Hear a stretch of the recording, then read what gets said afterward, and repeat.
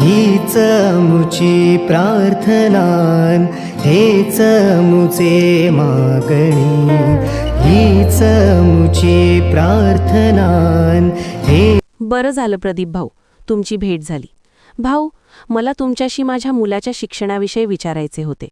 आम्ही बाहेरगावी नेहमीच ऊस तोडणी, हळद काढण्यासाठी किंवा इतर कामासाठी जात असतो. त्यामुळे आम्हाला मुलं सोबत न्यावी लागत असल्याने त्यांची शिक्षण बुडत आहे.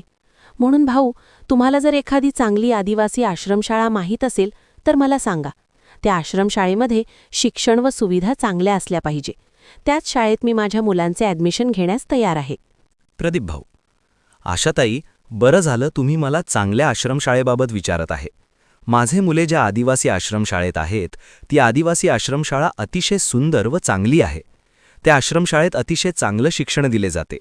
तिथले शिक्षक तज्ज्ञ व तंत्रस्नेही आहेत. शिक्षणाव्यतिरिक्त तिथे विद्यार्थ्यांचे खेळ घेतले जातात. शाळेमध्ये भरपूर भौतिक सुविधा आहे. आश्रमशाळेत संगणक कक्ष, डिजिटल पॅनल बोर्डद्वारे विद्यार्थ्यांना शिक्षण दिले जाते. या शाळेतील विद्यार्थ्यांचा इयत्ता 10वीचा निकाल 100% लागतो. तिथले विद्यार्थी शिष्यवृत्ती परीक्षेत सुद्धा उत्तीर्ण होतात. वसतिगृहामध्ये सुद्धा विद्यार्थ्यांना शुद्ध पाण्यासाठी आरओ फिल्टर बसविलेले आहे. मुलींसाठी सॅनिटरी नॅपकिन मशीन आहे. परिसरामध्ये सीसीटीव्ही कॅमेरे लावलेले आहेत. तिथे विद्यार्थ्यांच्या आरोग्याची विशेष काळजी घेतली जाते. या आश्रमशाळेत वर्ग 1ली पासून 10वी पर्यंत विद्यार्थी शिक्षण घेतात.